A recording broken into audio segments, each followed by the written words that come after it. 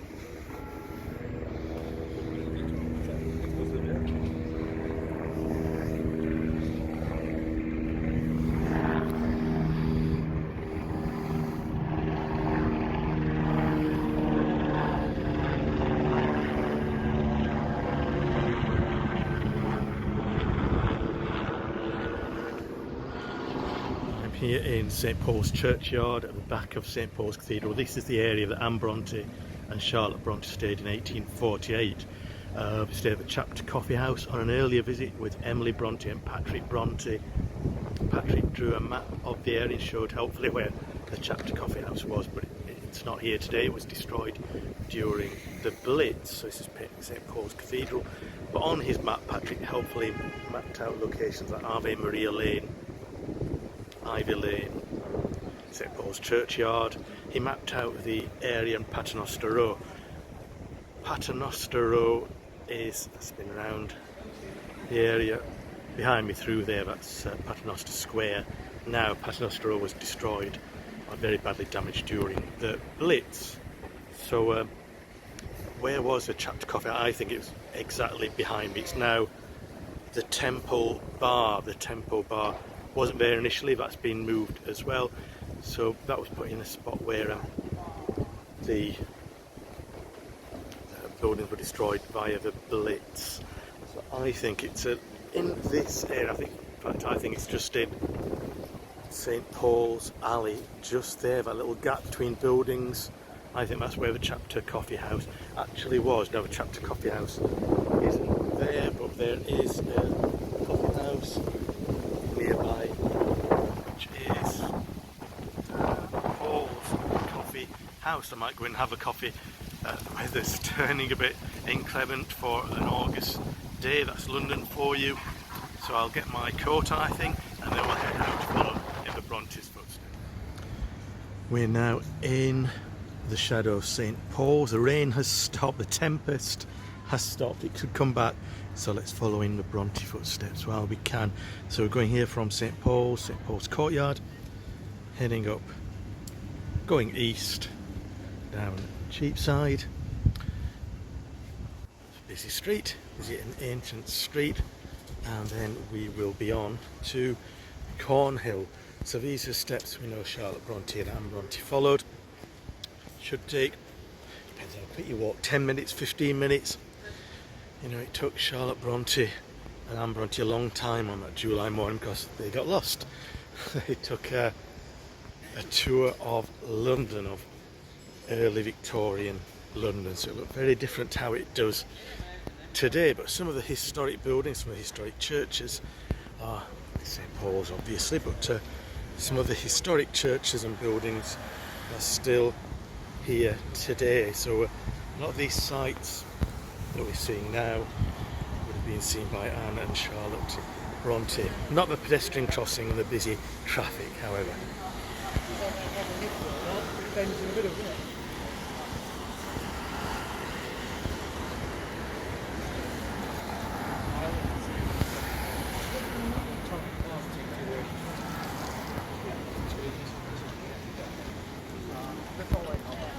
So we were on a green light there, it means cross, but the traffic was coming anyway, ignoring the lights, so traffic's very confusing around there. So be careful when you're crossing the road here in the centre of London. A beautiful old church there. Let's cross over, let's get to Cheapside.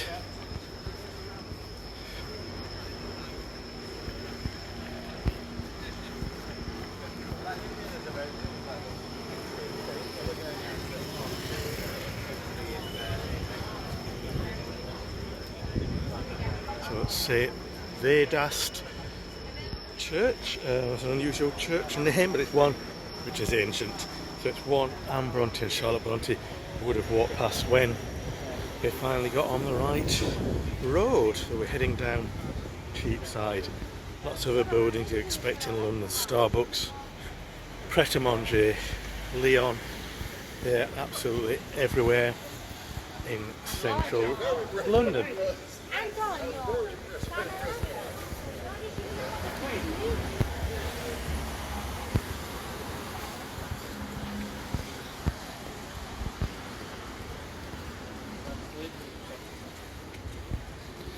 Historic church coming up on our right in a bit, by the way.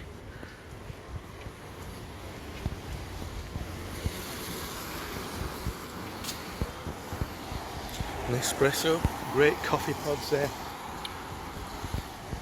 By the way, when I took shelter from the storm a moment ago, I didn't go to Paul's Coffee House, which I've been to before.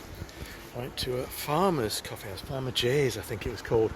Not been there before, and it was absolutely fantastic coffee and a beautiful chocolate chip cookie. So that's my personal recommendation if you're in the St. Paul's area.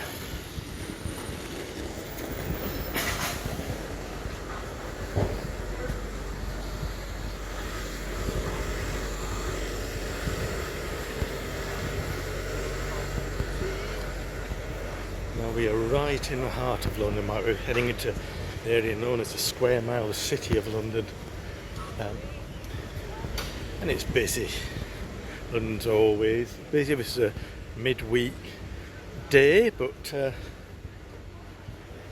yeah, so there's always going to be noisy in London, but beautiful, beautiful city, beautiful mix of ancient and modern, as we're seeing here. Cheapside, lots of modern shops like Lush here, but beautiful old churches and buildings like this one here. Let's see if we can cross over, because this is a very historic, famous old London church. It's a church of Bow. Bow bells strike out here. If you're born with the sound of these bells, you're a proper Cockney.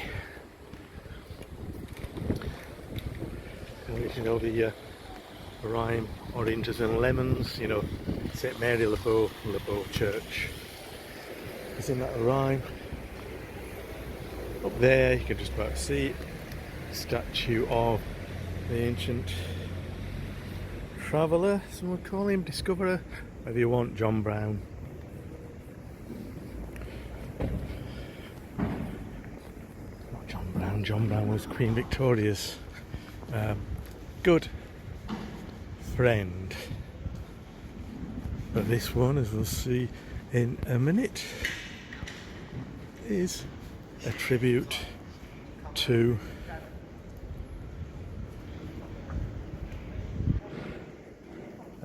given by the Commonwealth of Virginia in America, because it's of the founder of Virginia, Captain John Smith, famous of course for the Pocahontas story.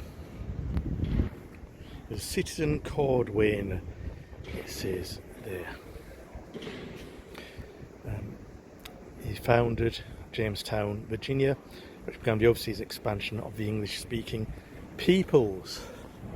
Whether that was a good thing or not, you can decide, but that's an ancient statue in a very famous Beau church.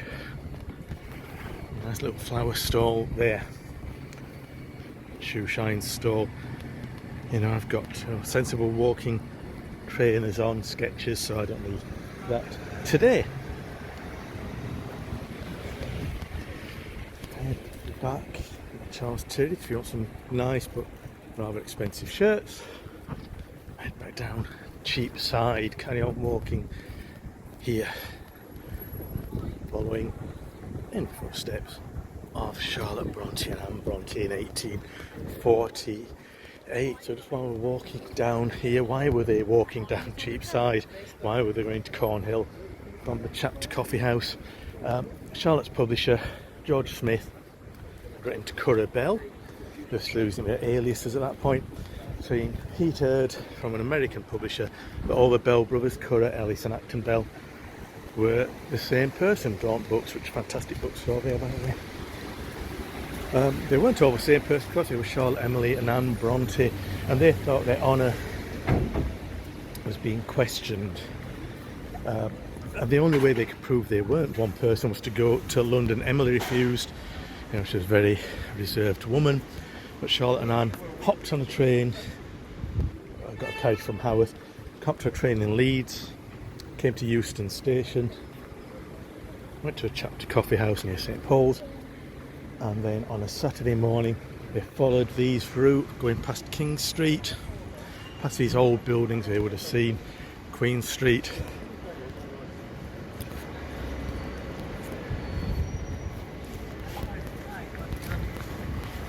Don't cross to a red light like I've done, but there was no traffic. Here it comes. Right, so traversed there successfully, we're still on Cheapside. So yeah, so they came to London to prove their real identities, and they came to Cornhill to see in person George Smith, and it was a meeting which transformed the Bronte story forever, transformed literary history forever, and we'll look at that when we get to Cornhill in a bit.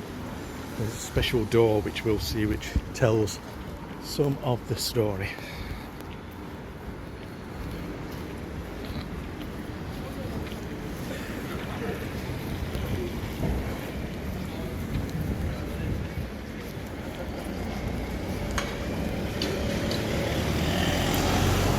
Poultry Street there, Poultry, Old Jewry, you know, these are old street names that go back hundreds and hundreds and hundreds of years.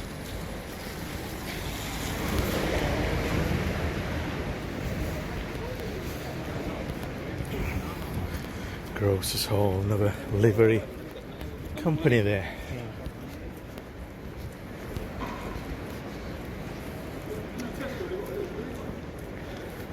This was Bloomsbury Passage, site of the Lorriners trade in the 11th to the 13th century. That sounds impressive, doesn't it? And I didn't know what the Lorriners trade was. So if you know, put it in the comments. I'm going to Google it afterwards. I was caught out by that sign, but I like the look of it.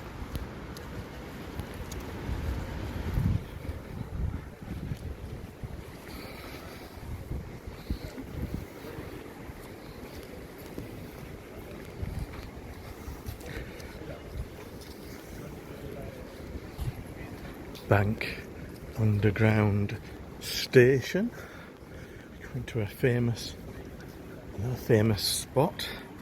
And World Finance, I say we're heading towards the city. All these go towards some amazing high-rise modern buildings where lots of city traders are. And it's got a nice little map here which will show us where we're going, up Cornhill right in front of us. And we'll see the Bank of England and the Royal Exchange soon.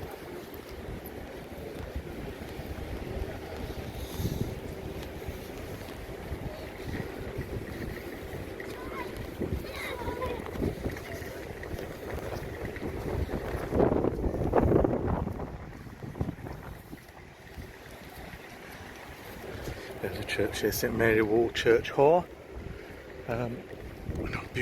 Beautiful churches all around the centre of London, and they're often open. You can just go in and see inside. They're absolutely beautiful. You're reimagining Londinium. That was a Roman name for London. The Romans settled London.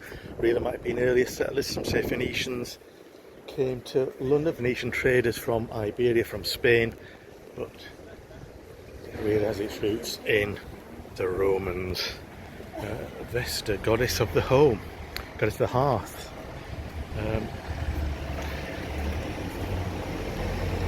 Roman goddess of hearth, or fire, home and family.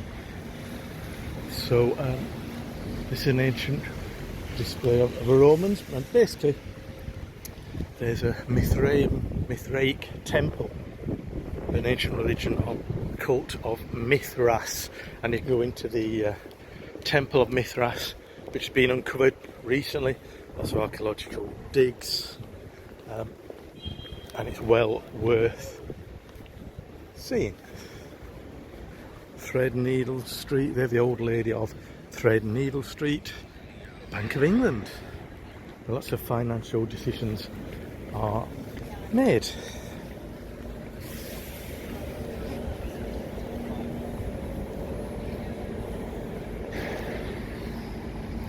Beautiful building there, our Royal Exchange. London bus, red bus about to go past. Nothing's coming, so we will cross over. We're not going up Threadneedle Street. We're going to number 1, Cornhill. We are nearly there at Cornhill, so it's fitting there. At the start of Cornhill, we see Charlotte Bronte's great hero, the Duke of Wellington, the hero of Waterloo. And you might remember one of the things which sparked the Bronte writing when they were children was a gift of toy soldiers Patrick Bronte bought for his son Bramwell. He shared it with Charlotte, Emily and Anne Bronte, and they snatched up soldiers and began writing stories. And when Charlotte Bronte snatched up her soldier, she said, "This is the Duke of Wellington." So she absolutely loved the Duke of Wellington. So it's fitting that he's here at the start of Cornhill by the Royal Exchange.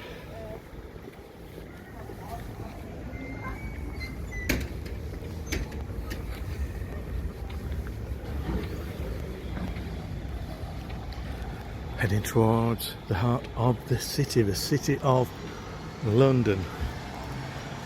This time there were some publishers in this area, City and South London Railway. This beautiful statue commemorates.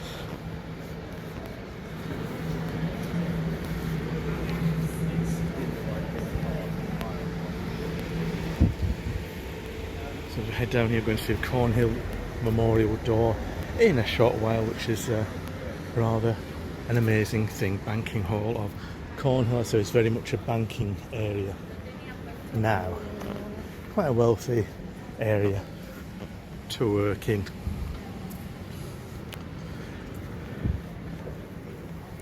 Charlotte and Anne would have carried on in these exact footsteps, this exact route in 1848.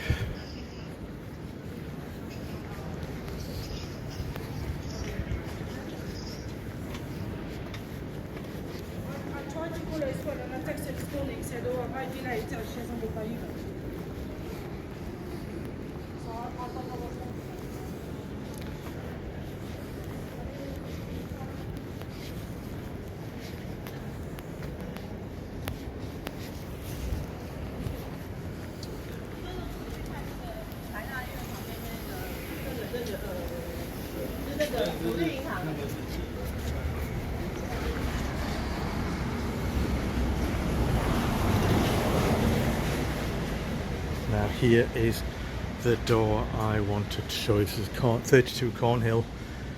It shows some of the most amazing moments in Cornhill history, very happily for us. Has some writing in. So St Peter's Cornhill, founded by King Lucius in 179 AD. And look down, we've got lots of other things here. The coffee house opened. Coffee is older in England than tea. You know, tea is relatively modern. England was a coffee drinking country. Lots of sites here, things happening in Cornhill. We'll go to the very bottom one here. Let's have a look. Thackeray and the Brontes at the publishing house of Smith, Elder and Co.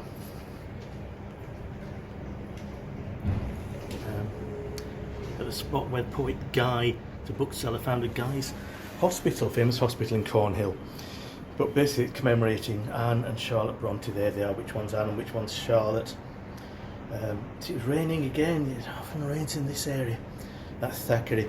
Anne Bronte never met Thackeray. Charlotte Bronte met her in a later visits to London. But it's great that the Bronte sisters are remembered here in Cornhill on an absolutely beautiful door.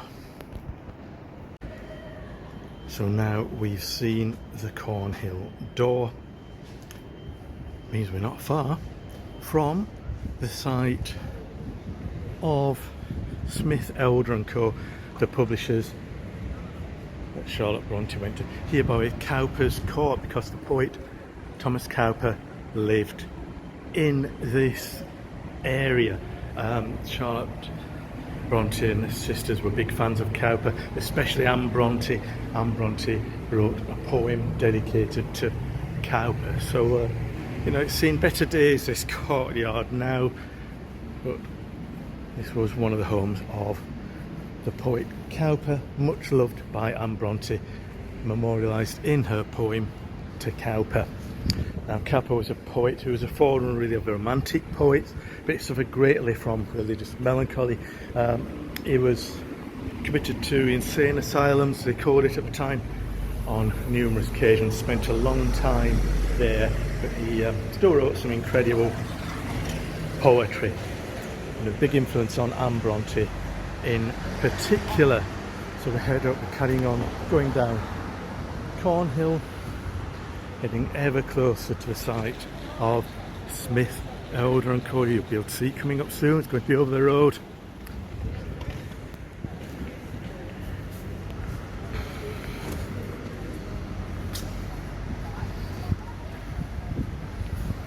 Beautiful modern buildings on skyscrapers.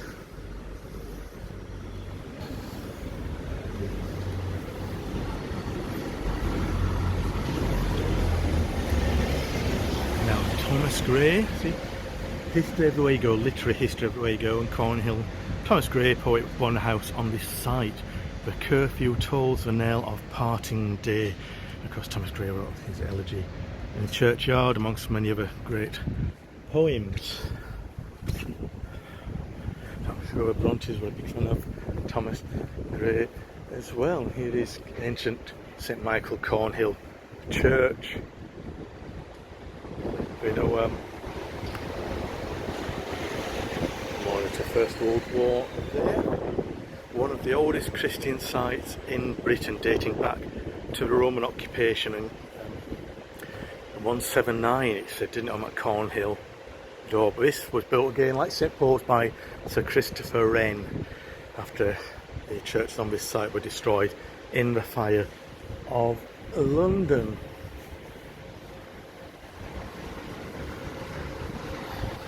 carry on, we are nearly there on our walking in the Bronte footsteps.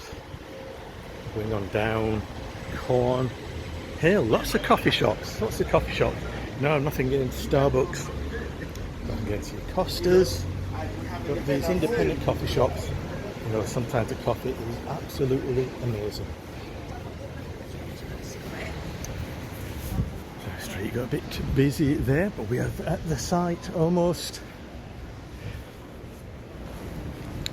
of the Brontes' visit to London. Not here, not St. Peter's Alley. Across the road, Shanghai Commercial Bank. This is the spot. This is where George Smith, Elder and Co. Smith, Elder and Co. Publishing House was here. There's a bookshop on the ground floor. It's not the same building, by the way. That was demolished. This building was put up in 1870. It's after a Bronte visit. That gives you an idea of where it was situated and what it might have looked like and the scale of it. So we had a bookshop on the ground floor. I know Charlotte and Anne came to the bookshop. They asked a clerk to show them up to George Smith. He didn't normally receive visitors, especially not on a Saturday morning, but somebody piqued the interest. He saw them. And Charlotte Bronte went up to the office, plonked down a letter addressed to Currer Bell. And George Smith said, "Where did you get that letter?" And Charlotte said, "From the post office. It's addressed to me." And they said, "I've come to give you ocular evidence, so your eyes can see we are sisters." She said, "We are three sisters." Emily hadn't gone, so she let the cat out of the bag. There was another sister, which she said she wouldn't do, but the truth came out and George Smith was flabbergasted. He got W.S. Williams in, who'd first read Jane Eyre, was a huge fan of it. And you know, the Bronte sisters had thrown off their masks of being the Bell brothers. The Brontes had revealed themselves to the world, and you know, their work, their names still known right across the world. And this is the very spot where it happened, the City of London, Cornhill, short walk from St. Paul's Cathedral in that direction. And we followed the Bronte footsteps from the Chapter Coffee House to Smith, Elder and Co. So thank you for joining my walking tour of the Brontes London. There's lots of other sites in London, by the way, so you can get some of those in short videos or other videos. But yes, this is one of the spots that made so much difference to the Bronte story. So you can follow me here on the House of Bronte for more videos on the Brontes, more London, more history, more literature. If you like it, please press like, please subscribe, please share, and thank you for your time.